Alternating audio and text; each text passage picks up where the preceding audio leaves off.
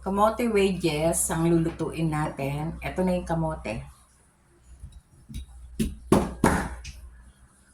Ito, nahugasan na natin mabuti. Lagyan lang natin ng paminta.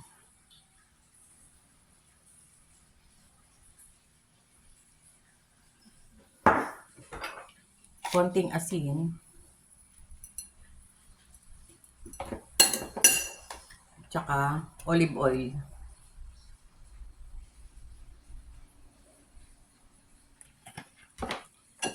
Yan, haluin lang mabuti. Ito pwede lutuin sa oven o kaya sa air fryer. Sa kawali, pwede rin sa kawali. Ako lalagay ko dito sa air fryer. May air fryer akong mali. Ito ko siya ilalagay. Lalong mabuti.